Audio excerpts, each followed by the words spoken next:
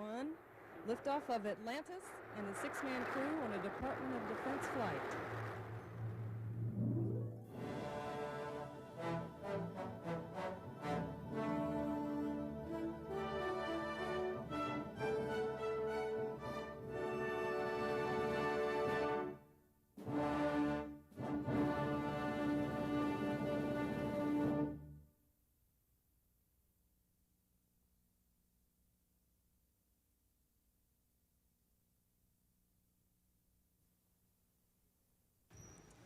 This is Shuttle Launch Control at T-minus 3 hours and holding.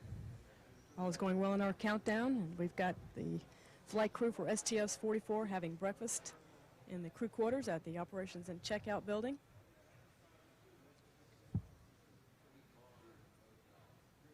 Crew is just beginning their first flight day of a 10-day mission. We've got mission specialist Jim Voss flying for the first time, payload specialist Tom Hennon, Mario Runco flying for the first time today. He's a mission specialist.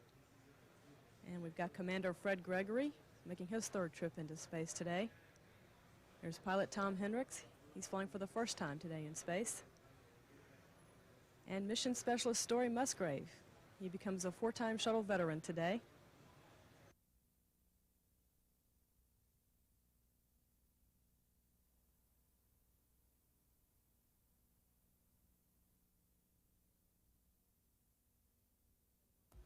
This is Shuttle Launch Control at T-minus 3 hours and holding. We've got Commander Fred Gregory, Colonel in the United States Air Force, being assisted. He's getting his helmet on. And this is in the suit-up room at the Operations and Checkout building. Commander Gregory was just briefed on the weather conditions here at Kennedy and essentially world weather conditions in case they had to make a landing at a transoceanic abort site. We've got mission specialist James Voss. He's being assisted with getting things stuffed into his pockets. We've got mission specialist Mario Runco.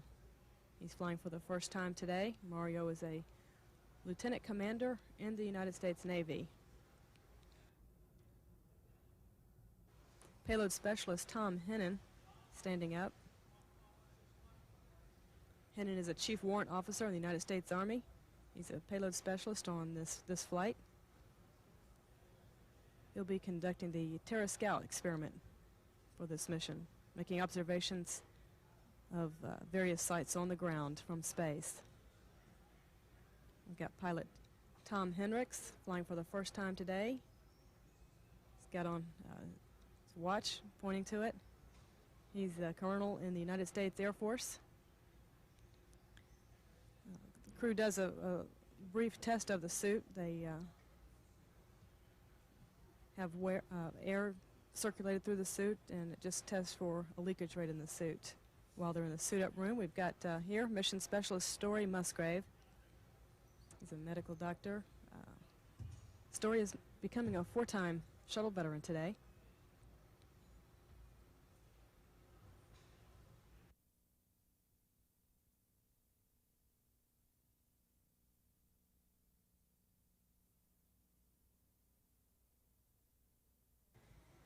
This is Shuttle Launch Control. We've got the STS 44 flight crew coming down the hall at the Operations and Checkout building. Commander Fred Gregory is leading the group. Pilot Tom Hendricks. They're all waving goodbye to well-wishers at the ONC building.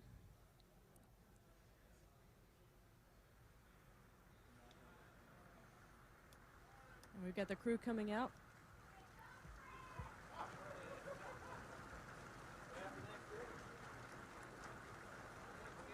And a group of well-wishers. Crew's all ready to go, fly today.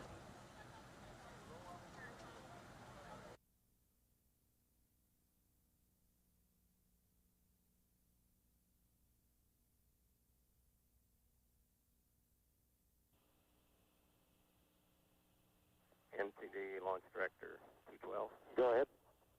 Okay, I think we've about converged on the calculations for the replenish time.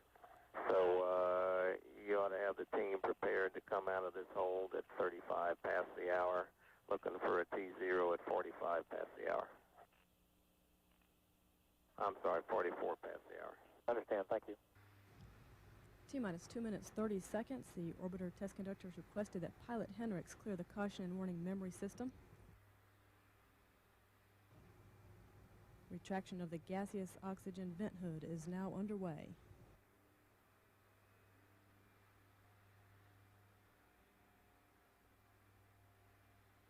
Liquid oxygen tank is now at flight pressure.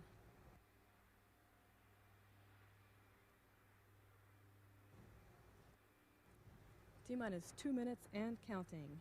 Tonight's launch will mark the 7th night launch in the history of the shuttle program and the 10th flight of the orbiter Atlantis.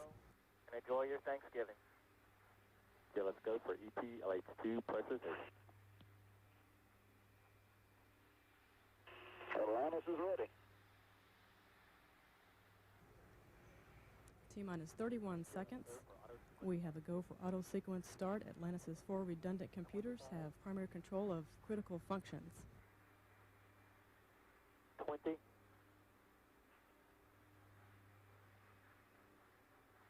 15.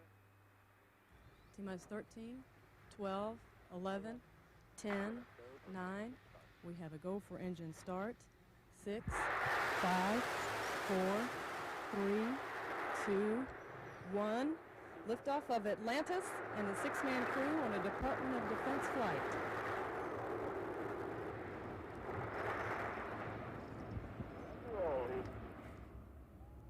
Roger, roll, Atlantis. Houston now controlling. Atlantis is completely rolling over to the proper position for its climb to a 28.5 degree inclination orbit.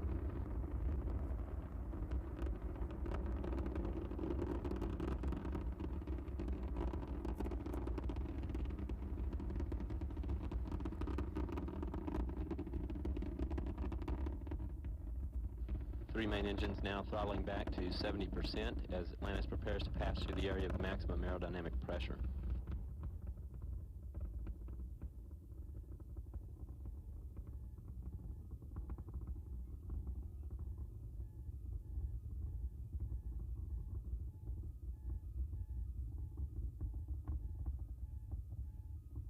Atlantis speed is now 1,000 miles an hour, altitude 34,000 feet.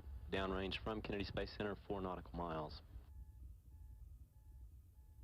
Atlantis, Houston, go at throttle up. Roger, go at throttle up. 3 engines now back, operating at 104% of rated capacity. Good hydraulic systems, good electrical systems.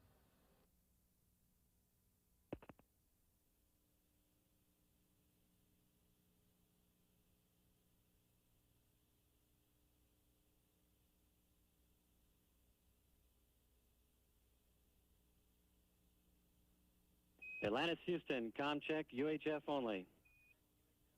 Loud and clear, John. You're loud and clear also.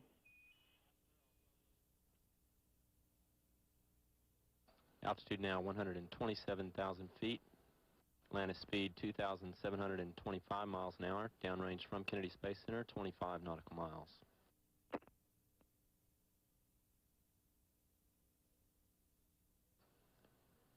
Good SRB set.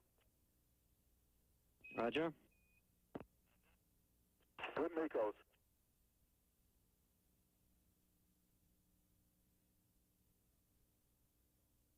Three engines continuing to operate well at 104% of rated capacity. Good hydraulic systems, good electrical systems. Altitude now 198,000 feet. Velocity 3,068 miles an hour. Two-engine Banjul. Two-engine Banjul. Roger, and performance nominal. Nominal.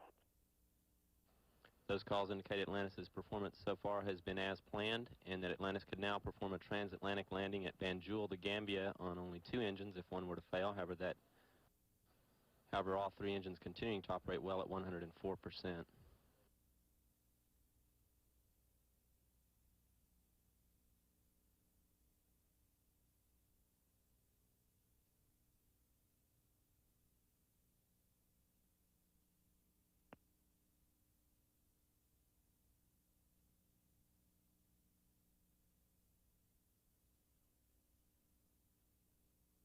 Atlantis altitude is 286,000 feet.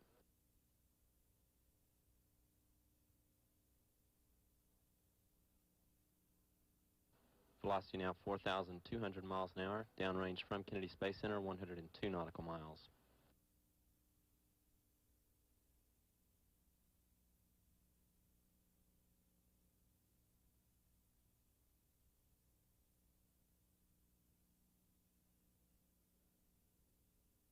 Atlantis, negative return.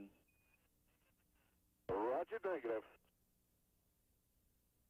That call indicates Atlantis can no longer return to the Kennedy Space Center for landing if that were to become necessary. However, all three engines still operating at 104%. Good hydraulic systems, good electrical systems.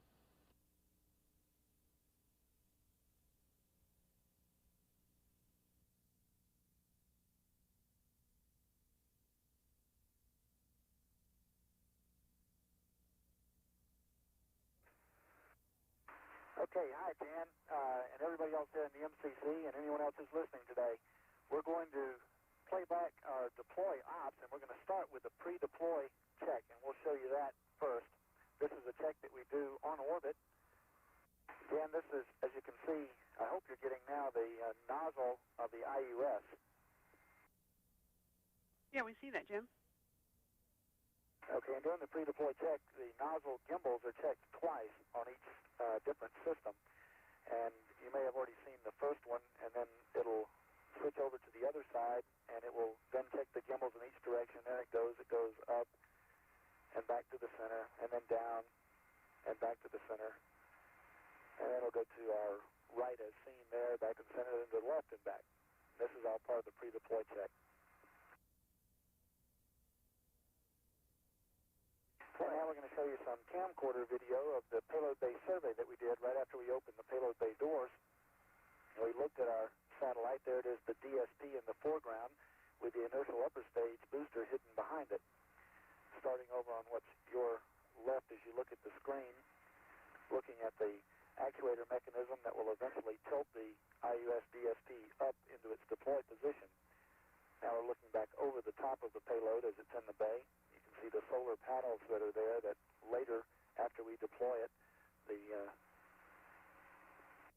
controllers on the ground will send the signals to deploy those solar panels, and they'll fold out. Looking down on the other side now, you can see various antennas and other types of sensors that are on other parts of the satellite. And we're coming up on the front of the payload now. You can see the main sensor there on the end with the sunshade over it. That looks like a nozzle pointing at us, but that's the IR sensor. Now, Jen, we're going to show you some ice that we saw coming off the aft end of the orbiter while we were waiting for the deploy. Yeah, we see that. There was a tremendous amount of ice that we saw coming off the back end, some very large chunks of it. This is the PCRS ops. This is the covers that you can see just about in the middle of the screen. There they are pulling off, covers that were on some of the sensors on the spacecraft. They're pulled off by strings that go into the funnel-shaped devices in the foreground. There's a motor that reels in the string, and it pulls those covers into the funnel so that they don't flop around any in the vehicle after they've been removed. You can see one of the sensors that was uncovered, and watch as the string pulls the covers into the funnels to secure them. It works real well. It was well designed. It did a good job. They pulled right off and they sucked right into the funnels just like they were supposed to.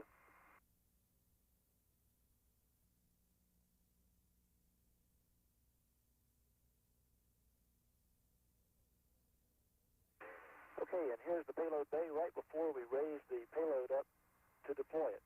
And you can see the motion starting.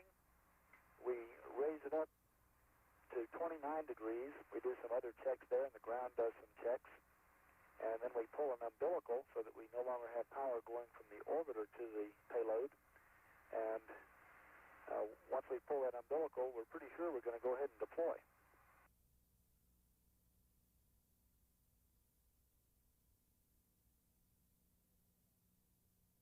You can see the round object is the top of the cover for the infrared sensor that looks down at the Earth that's used for detecting missile launches.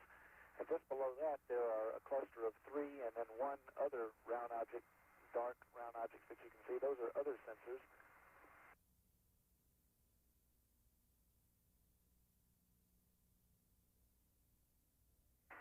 The larger white circles to the left and to the lower part are antennas that are used for communicating with the satellite.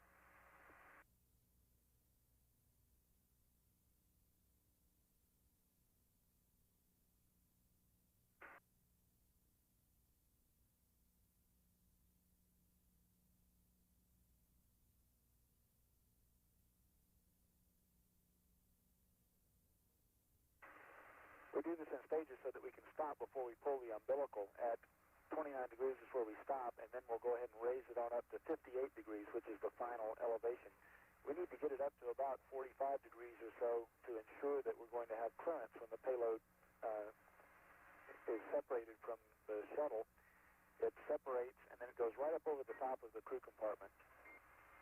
So we've got to have a pretty good angle so that we don't run into the structure.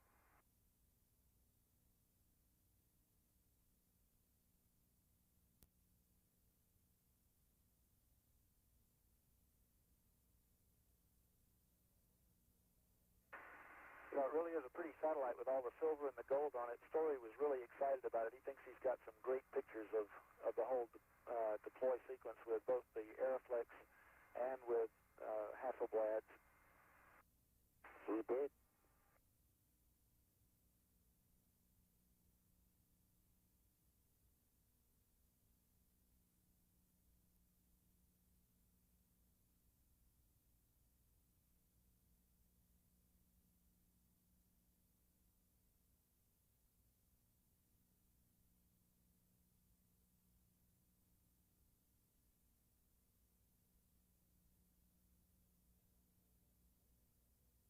Once we get it up elevated like this, we do another survey of the payload and make sure that we don't see anything that could be wrong. At the same time the ground controllers at Sunnyvale are checking out everything and making sure that the inertial upper stage, which is the booster, is in good shape, and the Defense Support Program satellite folks are making sure that their satellite is working correctly.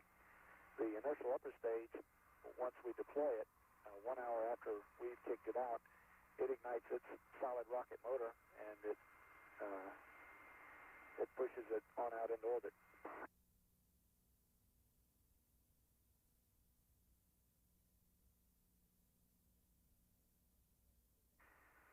And this is after we got into the dark. Unfortunately, it was a dark deploy, so we weren't able to get good shots of it too long. We could only use the payload bay lights to be able to see it.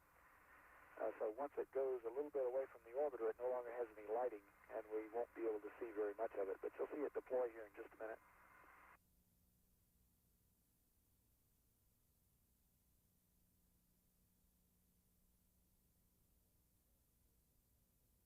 When it deploys, there's something called a super zip. It's a charge that separates the inertial upper stage from the airborne support equipment, and it cuts it very cleanly. The payload is then pushed out away from the orbiter, and after 1 minute, Fred moves the orbiter away from the payload. And then a little bit later, we do an ohms burn, which we'll show you, an orbital maneuvering system burn. There's the deploy right now. You can see it drifts away very slowly and gracefully. It cleared all the support equipment very nicely.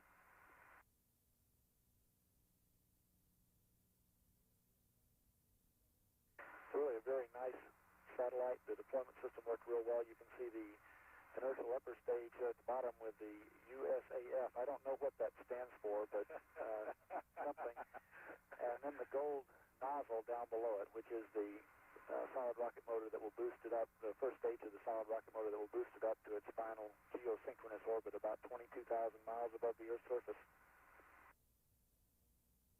Once it's up there in its final orbit, it'll be put where our government wants it to be, and it'll look down and watch for missile launches and continue to protect our nation.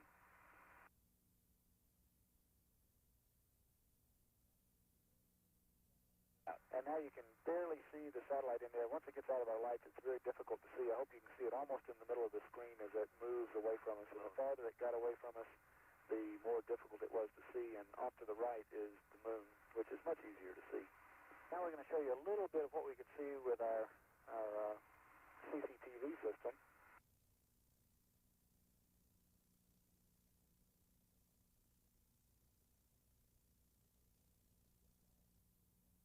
Okay, now you'll see a flash as the orbital maneuvering system engines ignite. That was the ignition, and now you can see a little glow just on the top of the OMS pods. That's the burning OMS engines. You'll see a little RCS jet fire on the right side of your screen when the burn is over. There it was, and that was the completion of our burn. Well, the camera won't get it.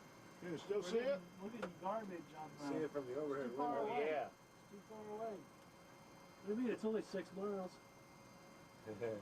How about on the video camera? Nautical miles. It was a little bit far away to get real good pictures of it, but it certainly showed up well with the sun coming up on it like that. We're looking down at the Earth's surface. Our OMS burn brought us up above it, so we were looking down at the IUS-DSP as it flew underneath us, getting ready for its burn to put it into its higher orbit. Just tell me when you're ready, Stuart, and I'll do it. Okay. I'm ready. Give me a count. Go. 5, 4, 3, 2, 1. Disengage. There it goes. We got it.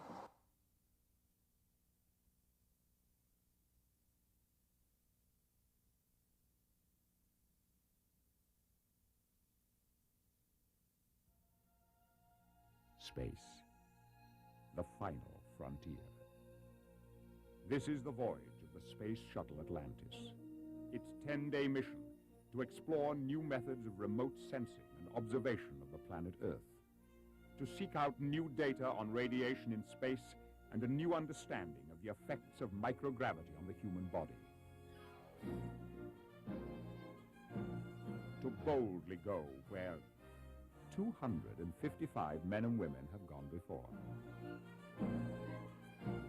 Hello, Fred, Tom, Story, Jim, Tom, and especially Mario. This is Patrick Stewart, choosing not to outrank you as Captain Jean-Luc Picard, saying that we are confident of a productive and a successful mission. Make it so.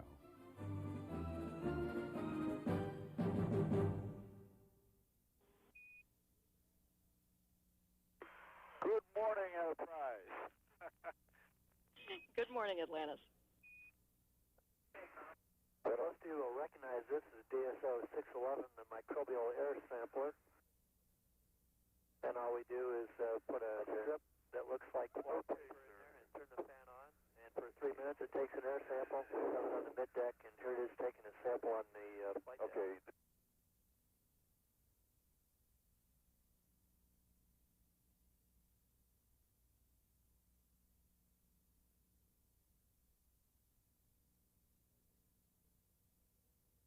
And the reason it spins when I let it go is there's a fan at the front end. The end looks like a light, and that's causing the gyroscopic effect.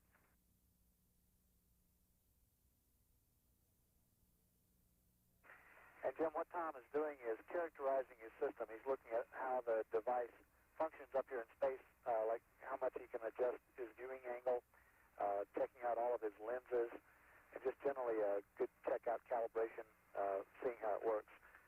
Fred and Tom Hendricks are both working with Tom on this as kind of backups, and Fred's working with Tom right now and setting it up and checking it out. Copy that.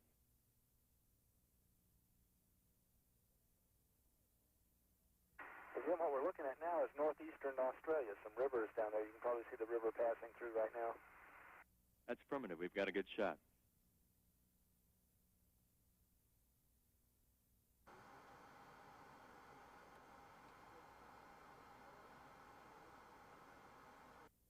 Okay, you can see an island there in the Barrier Reef near Australia, and Tom is tracking that on the screen right now as we fly over. We've got it.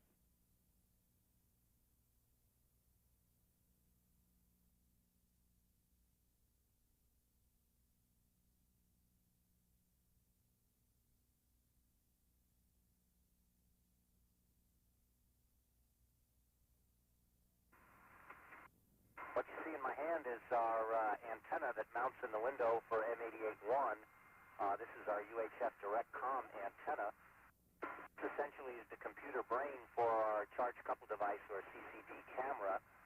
The camera, which you see over here, I'll bring it into view, has basically an RS-232 type port on it that takes the signal from the CCD back, and this is just a Nikon F3 camera. The F3 camera has been modified a little bit. The film back has been taken off, and the CCD device has been put on. And the electronics part of the CCD is down below here.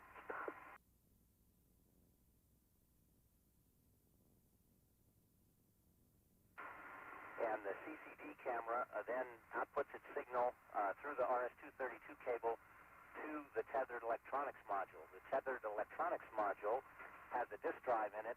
Essentially, it records the digital image from the CCD on a disk.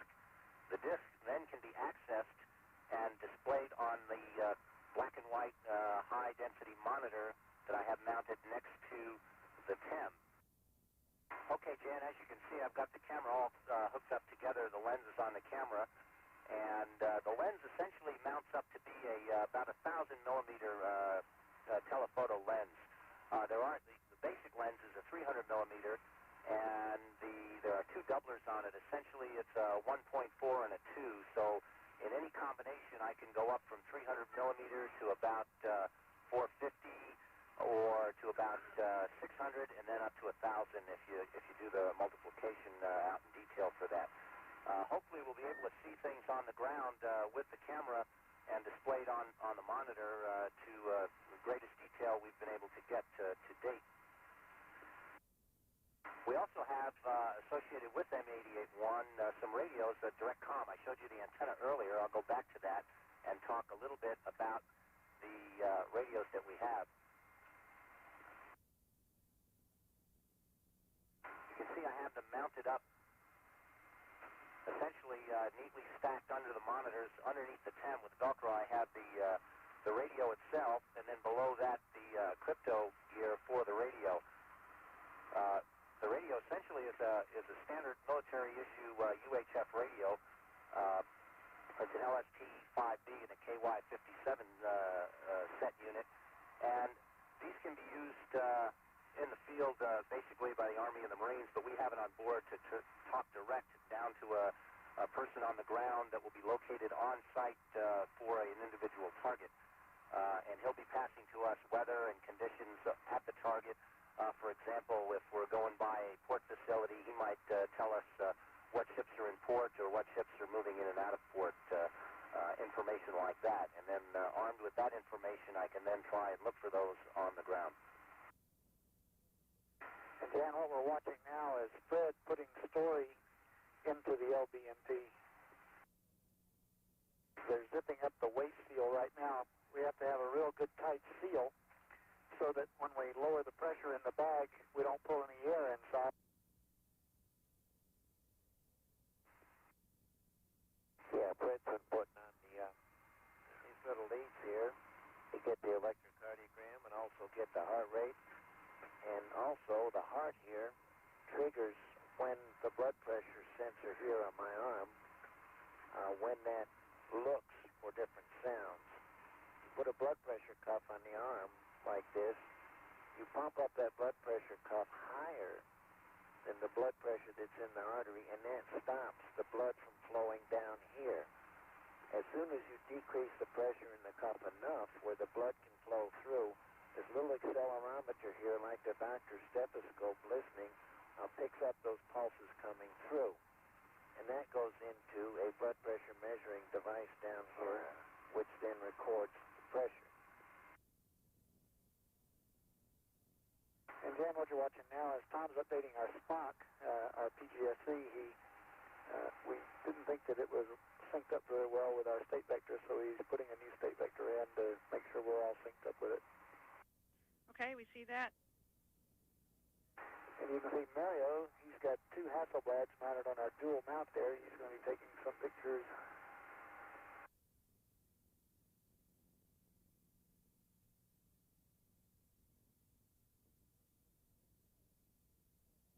What he's got in there right now is color positive and color IR as part of a test to look at the difference in the two.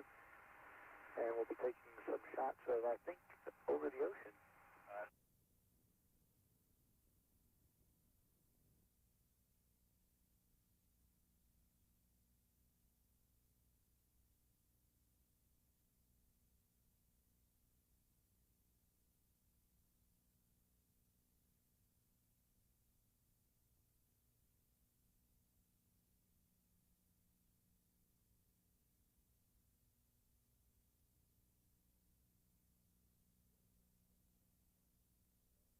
Here we're doing a visual function test. That's the pilot, Tom Hendricks, on the left. On the right, payload specialist, Tom Hennon. He is looking in what's called the VFD, the visual function tester, which we will give you a look at sometime too. Particularly on this mission, vision from space is a very important thing, and there are reasons to think that maybe vision changes.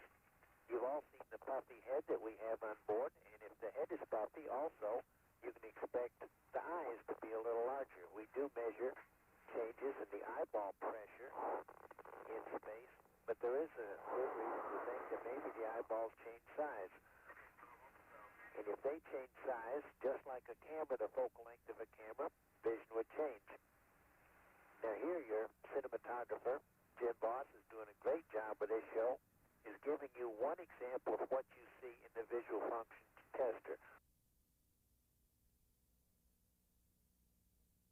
I'm simulating here what the crewman's activities are, and that is to take a cassette tape. I load a cassette tape in for each one of the test sequences. I push the power button and start into running, and after sequences, I'll then change out the tape. The importance of bioreactor is it has 3 different size spheres.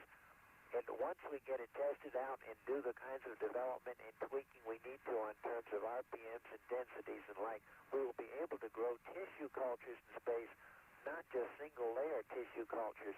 Right now, if you grow tissues in Earth in 1G, you only get a single layer of cells. It is not very effective or efficient way. Once we perfect this system, we will be able to grow clumps of tissue cultures. And you may ask why tissue cultures are important. It's very important to be able to understand cancer cells. You need to grow them, such as a farm, and then you can study them. Also, many vaccines are grown in tissue cultures. And Jim Boss here is focusing the camcorder in, and you can see 3 different size spheres in there, red, white, and blue. As they traverse, this is one particular sequence. Now, they will take up many, many different motions, and once we've perfected being able to hold and minimize the shear stresses across these spheres, we will then be able to put living cultures in there, and hopefully we'll be able to use the zero-gravity environment, the space environment, to enhance our ability of biological tissues growing outside of the body. And that's the completion of our bioreactor. The last thing we have for bioreactors, we'd like you to push and hold the reset button. That should stop the drum and allow us to see the deceleration of the beads. Okay. Now, do you want me to hold it or just push it?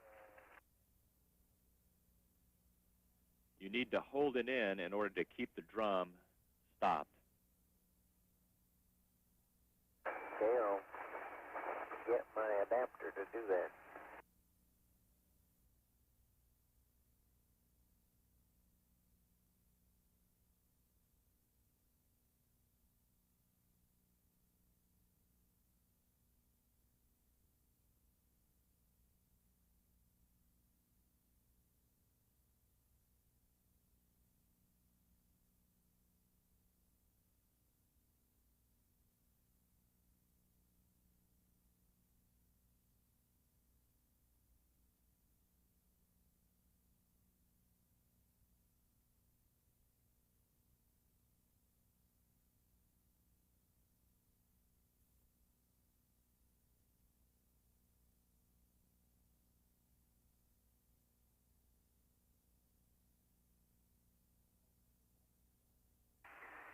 Over to the right of the galley are our lockers, And Tom Hennon, who's helping out here, is going to show you what's inside one of our food lockers. They're stowed by each meal. It's meal A, B, and C. That's like breakfast, lunch, and dinner. And all of the meals for the 6 of us are stowed inside there. This is a couple of meals worth. Different kinds of containers. We'll show you those later with some plastic bags to put our garbage in when we're done. And then even different types of containers. And underneath, look at all that stuff inside that tray. It's a lot of food stowed into a very small space. And once we get it out to take a look at it, it's also very difficult for us to get it all back into the locker, so we have to eat a lot.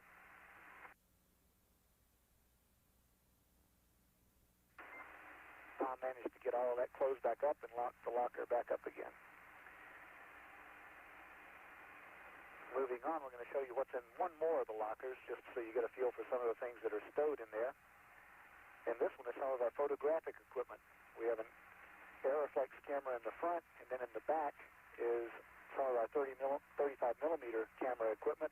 And what we are showing now is some of the film. It's all stowed in there nice and neatly so we can keep track of it, find our film when we need to replace those that we've used. Books are a problem also. Up on the top you see an exercise protocol.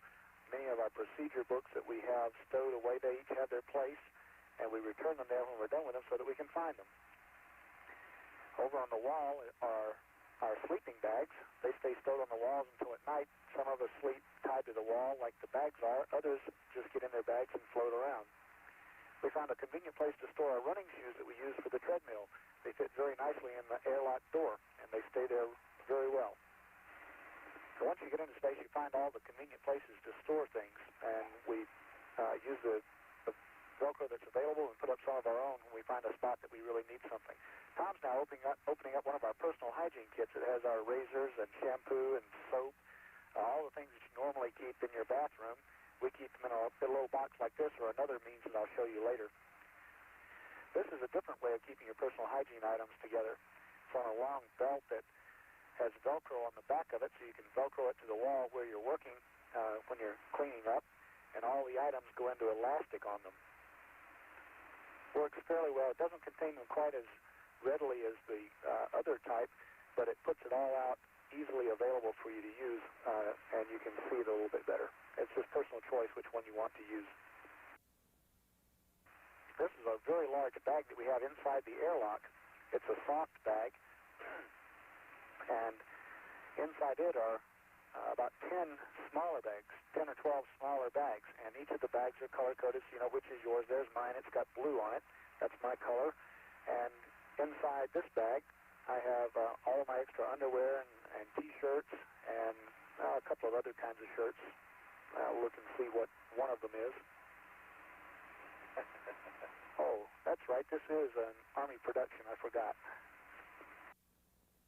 I'm going to show you some of the stowage in our waste control compartment, our bathroom. Back over here, you see some of the containers, the places on the side there, the little black things. Those are where we store our washcloths and towels. They're rubber, and they have a slot in them. You push the washcloth in them, and they stay in very well to dry out before we put them in the dirty clothes. We also have several cabinets in the back that we stow a lot of our equipment that we use for personal hygiene.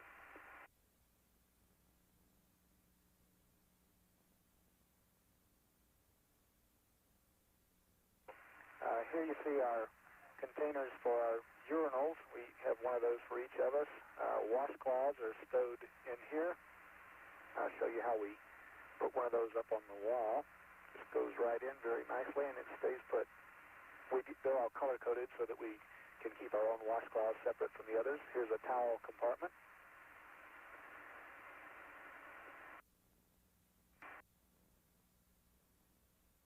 And over on the other side where we put our wet trash, after we've used the bathroom, sometimes we have moist items that need special stowage, so we put them in a bag there. Here are some of our dry wipes, our toilet paper. And once they're used, they go in this can, which we then close up at the top and we put into our wet waste container. It has a continual airflow through it so that the odors are contained there. Tom's going to show you some of the things that we have to contend with when we use up some of our particles in space and get rid of them. We find it easier to put a little plastic bag on the front with with some Velcro and fill it up with our trash as we go by so we don't have to open it all the time. So we just put things in there, keep it sealed up like this. We'll have a piece of piece of paper that he wants to put away. We'll put it inside the plastic bag because it's very convenient just to go by and stick it in there.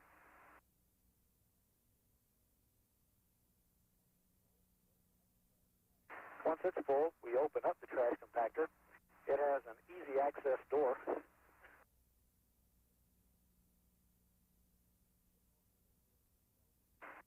It normally is very easy to open.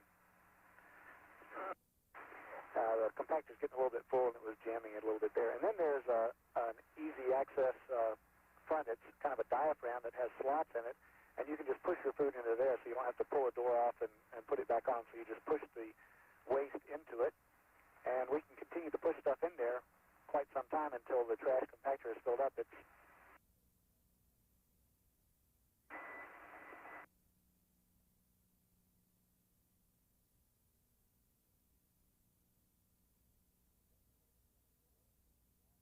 Then he closes up the door and he locks it shut. We have all of the waste that we had from our meals for a full day for 6 of us, plus I think a little bit from this morning that we had. So we have quite a bit of trash inside there now. And we could have put a lot more in there, but just so we could demonstrate it for you, we decided to go ahead and compact it for you. Tom's showing you how easily the handles can come off and go back on. And then he's going to compact it for us. He adjusts the handles so that they will now be in the compaction mode, and he's going to start cranking away on it. It takes about 60 motions of the handles in order to fully compress the garbage that's inside there. Trying to back off and give you a little bit better view of how Tom has to brace himself to secure himself in place while he's compacting. Yeah, he has to back off just a little bit. He had so much pressure on it he couldn't get the door open, so he backed off a little, relieved the pressure. Now he can pull the bag out. It's all squished down, has that full day's worth of 6 people's garbage in there. Pulls these straps out that then will hold the plastic bag in and not let it expand back out to its former shape. So he pulls the whole thing out, and there's all of our trash for an entire day plus some more. Now let me show you the flight deck. We also have to store a lot of things up here. You can see all the books and papers. That's our morning mail up there on the front in front of Fred's seat. All of our procedural books, maps, the PGSC, our grid computer up there stowed between the windows. Tom's got the good photograph of his 3 children up there right above his seat. Some more messages that we got from the ground.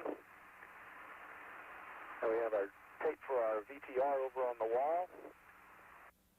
We stow things just about any place that we can, on the walls, on the floor, on the ceiling. This is where the Terra Scout equipment goes, all the extra binoculars and other equipment that Tom uses for his observations. More messages from the ground. More flight data file. This is where we store Story. We put him up in a window with a couple of Hasselblads in his hand, and he's very happy up there.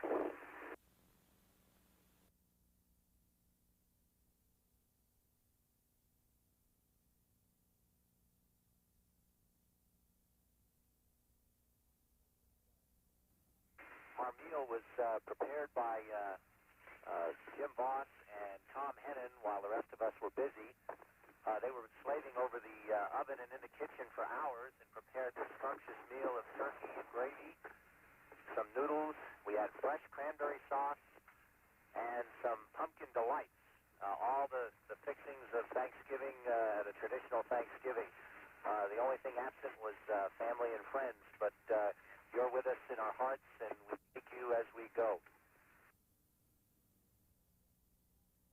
Okay, Jim, what we've got coming up for you is a camcorder mounted in the bilges, and you'll see Jim Voss doing the IFM around the home set screen.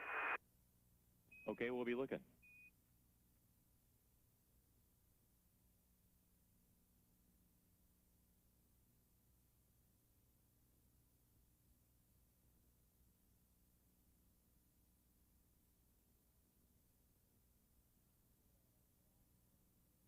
Okay, ground, just to summarize, we've gone in with towels, We cleaned up about two cups of water. There was about 1 cup on the filter on HumSep Bravo. What we're doing now is the preventive maintenance. If for some reason we need HumSep Bravo again, we just completed page W-56 in the IFM procedure, and that's what you're seeing, the finish up on that. Okay, copy, Fred. Driftwood, driftwood, driftwood. This is Atlantis. Atlantis. Over. Atlantis, Atlantis, Atlantis. This is driftwood, driftwood, driftwood. Refer to your Saipan site data card. Can you see any roads into the airfield? Can you determine any condition of those? Over. Driftwood, driftwood. This is Atlantis. Due to proximity of Super Typhoon Yuri, Saipan and Tinian not visible. Over. Oh, roger, sir. Regret DVC not possible from your end. We will talk to you tomorrow. We are headed for Thanksgiving luau. Driftwood out. Driftwood, enjoy your meal. Happy Thanksgiving.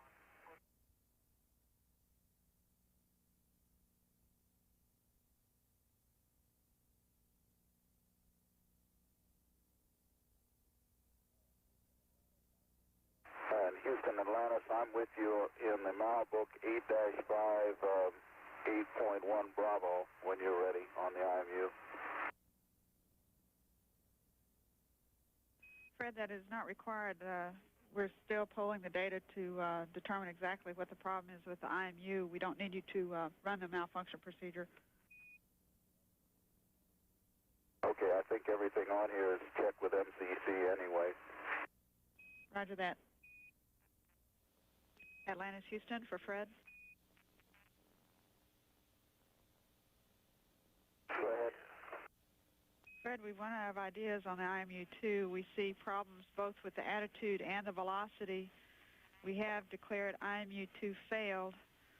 We want you to leave it powered on for now, and we're still discussing the implications of that failure, and we'll get back with you when we have a plan. We're at a mission elapsed time of 5 days, 16 hours, and 41 minutes.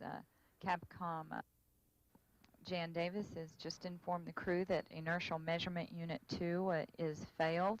The flight control team is still in the process of discussing and analyzing any impacts that may have.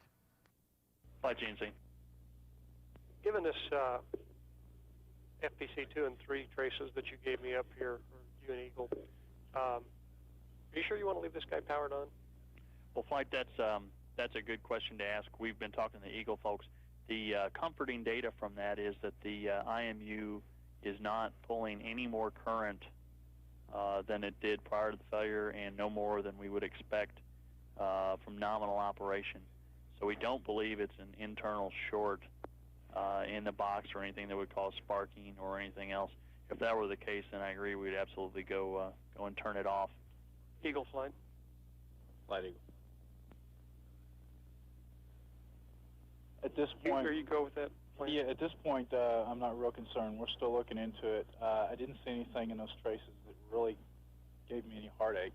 It looked like a power shift, something internal to the unit. I didn't see anything that indicated a short or anything that would make me uncomfortable at this time.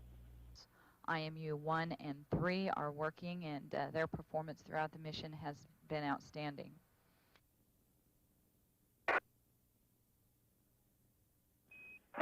Atlantis, Houston, for Fred. Go ahead. Fred, we've been Houston, go ahead. Fred, we've been consulting with the management team. We're all at a consensus that we are declaring an MDF due to the failure of the IMU. We also require a lake bed landing. The first entry opportunity we'll have is for tomorrow. We're looking at the weather at Edwards now to see if we can in fact do that tomorrow. Houston, Atlantis, does the data does the data look okay? Stand by. Atlantis, Houston, the data looks good.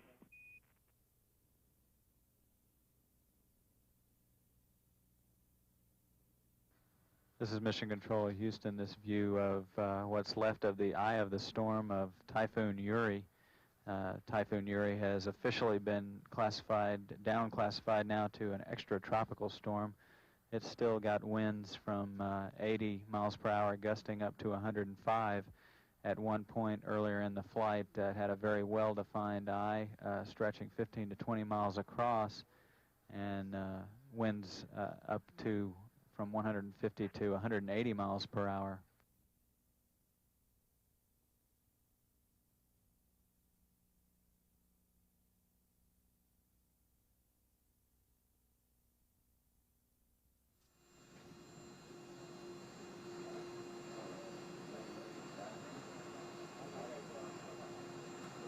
Put your butt against the seat. Ready to go.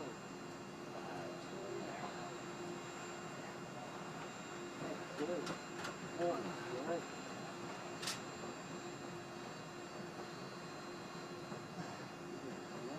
Almost there. Yeah, fantastic. I can't believe you guys do that. That was the slowest one. Stick. This one back in here.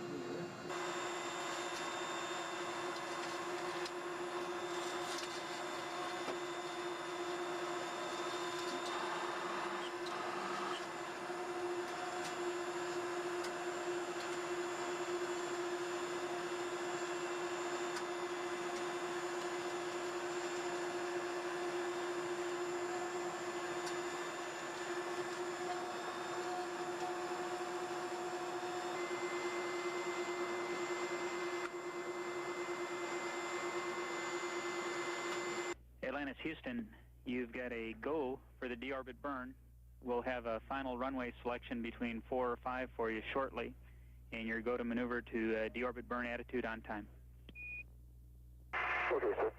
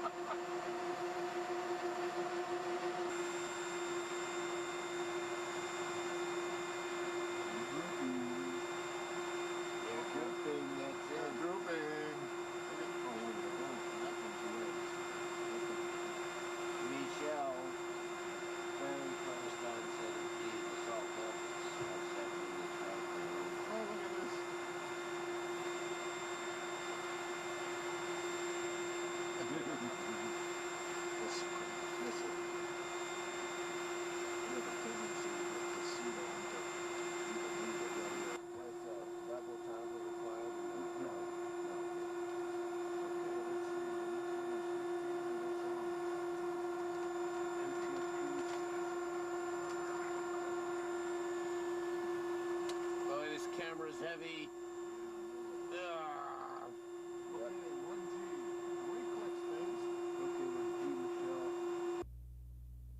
Flight Fido.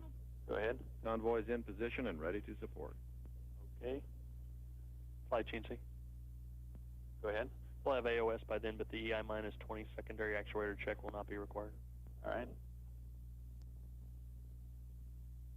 Essentially 09011, 11 gust 13. Okay. That's right. And his energy's nominal now. Fly. Roger. See him good on the... Okay. Atlantis, Houston, we see you on energy approaching the hack. Surface winds are now 090 at 11 gusts to 13. Roger. That call indicates that Atlantis speed is perfectly normal as it begins a right overhead turn around the heading alignment cylinder to align with runway 05. This view shows Atlantis with wings angled in a bank to the right at 42 degrees, altitude 48,000 feet. Atlantis airspeed now 207 knots, range to touchdown 23 nautical miles.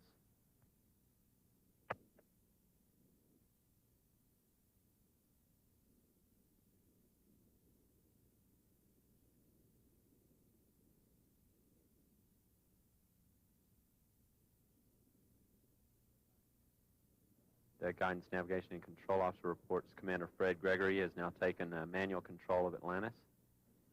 Atlantis, Houston, on energy at the 270. Okay. That call indicates Atlantis speed remains looking very good as it has 270 degrees left to go in its right turn to align with runway 05. Altitude now 31,000 feet, airspeed 263 knots, range to touchdown 16 nautical miles.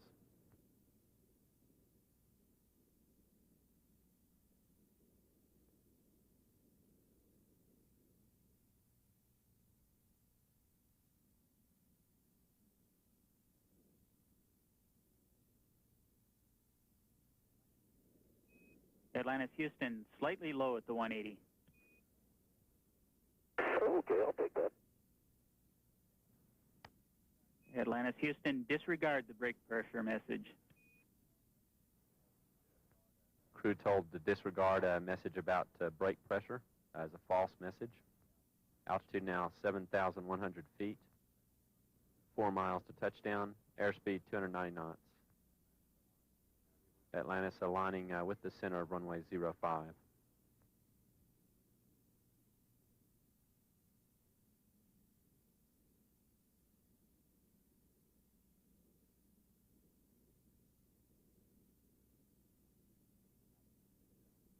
Altitude 3,000 feet.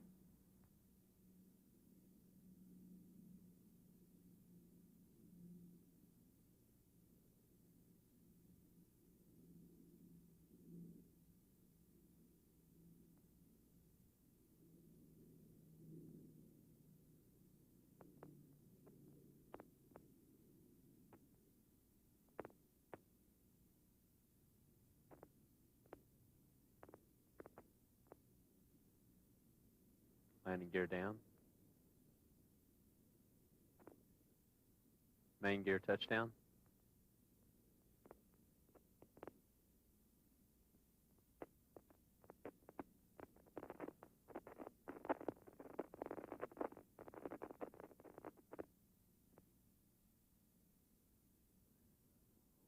Atlantis will roll out without braking due to a test objective.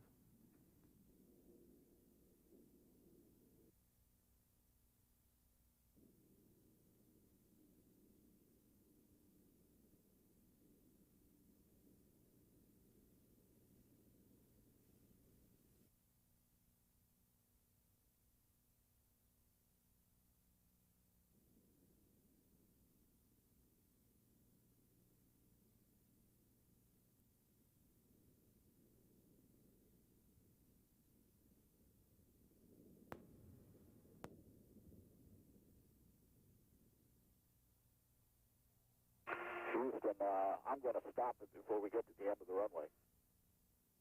Roger that, Atlantis. We concur. Okay, that's the 15 knots, putting on some brakes.